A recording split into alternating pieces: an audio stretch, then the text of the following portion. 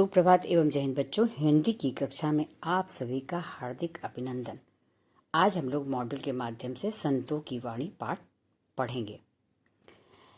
इसके अंतर्गत हम लोग सबसे पहले कबीरदास जी के बारे में पढ़ेंगे, जिनका जन्म वाराणसी में हुआ था और मृत्यु मगहर में।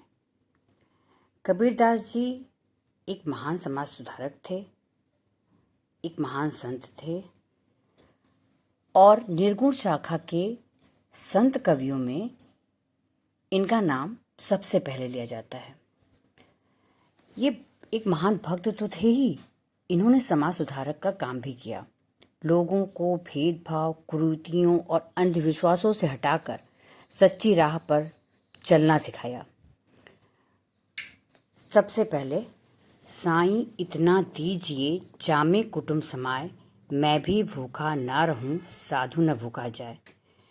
प्रस्तुत दोहे में कबीरदास जी ने ईश्वर से प्रार्थना की है कि हे ईश्वर, हमें इतना प्रदान कीजिए, मुझे बस इतना दीजिए, मुझे ज़्यादा की इच्छा नहीं है, इतना दीजिए जिसमें मैं अपने परिवार का पालन पोषण कर सकूं और मेरे द्वार पर यदि कोई याचक आता है और कुछ याचना करता है तो मैं उसको उसकी इच्छा पूरी कर सकूं, वह भी भूखा न रहे, वह भूखा न जाए मेरे द्वार से और मैं भी भूखा न रहूं। मुझे ज़्यादा की इच्छा नहीं, बस इतनी ही इच्छा है। इसके पश्चात दूसरे दोहे में देखिए, जहाँ दया तह धर्म है, जहाँ लोभ तह पाप, जहाँ क्रोध तह काल है, जहाँ क्षमा तह आप।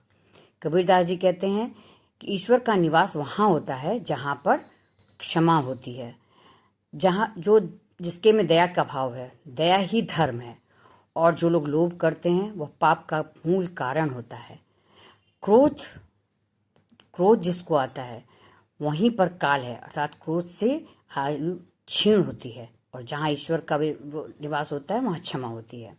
माला तो कर में फिरे, जीभ फिरे मुख माहि, मनुआ तो चहुदी से फिरे, यह तो सुमिरन ना है। कबीरदास जी कहते हैं लोग हाथ में माला लेके मन का जपते रहते हैं, लेकिन और जीभ मुंह में फिरती रहती है, राम राम का उच्चारण करते रहते हैं, लेकिन मन जो है इतना चंचल होता है कि वो एक क्षण के लिए भी शांत नहीं होता और चारों दिशाओं में घूमता रहता है। ये ईश्वर को जपने का कोई तरीका तो है नहीं कि मन कहीं और हाथ कहीं और। ईश्वर का नाम दिल से करना चाहिए, उनका स्मरण मन से करना चाहिए। सुमिरन का यही सच्चा तरीका है। इसके अंतर्गत आपने देखा कि ईश्वर के स्मरण का सही तरीका क्या है। बड़ा हुआ तो क्या हुआ जैसे पेड़ खजूर, पंथी को छाया नहीं फल लागे अति दूर। कबीरदास जी प्रस्तुत दोहे में कहते हैं कि खजूर के पेड़ के जैसे बड़ा होने से, खजूर का पेड़ बहुत बड़ा होता है, इतना ऊंचा होता है कि न तो वह पथिक को छाया दे सकता है और उसके जो फल लगते हैं इतने ऊंचे होते हैं जो आम आदमी की पहुंच से दूर होते हैं। तो ऐसा बड़ा होकर कोई फ़ायदा नहीं जो दूसरे किसी के काम ना आ सके। हमें कैसा बनना चाहिए जो दूसरे के काम आ सके। जैसे आम का, अमरूद का पेड़ हुआ, नीम का पेड़ हुआ, पीपल का पेड़ हुआ, वह दूसरों को छाया देता है, दूसरों के काम आता है। धीरे धीरे रे मना धीरे सब कुछ होए, माली सींचे 100 घड़ा ऋतु आए फल होए।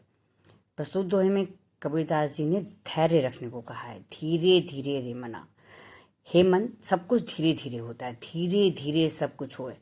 माली सींचे, माली 100 घड़ा पानी डालता है, लेकिन जब ऋतु आती है, जब समय आता है, तभी उसमें फल आते हैं। अधीर नहीं होना चाहिए, धैर्य धारण करके धैर्यपूर्वक कोई भी कार्य करना चाहिए। हर कार्य का एक समय होता है और उसका फल हमें समय पर ही प्राप्त होता है। तो धैर्य मनुष्य के जीवन का एक अभिन्न अंग होना चाहिए। तो आपने देखा, कबीरदास जी के बारे में जाना, उनके दोहों के बारे में समझा। बहुत सारे दोहे उनके बाजार में उपलब्ध हैं, आपने देखा होगा, पढ़ा होगा, सुना होगा। और इस तरह से हम लोग देखते हैं कि इन्होंने अपने दोहों में, नीतिपरक दोहे कहे जाते हैं इनके, शिक्षा दी है, समाज की कुरीतियों को दूर करने का प्रयास किया है। इनके दोहे बहु प्रचलित हैं। आगे हम रहीमदास जी के बारे में पढ़ेंगे। धन्यवाद।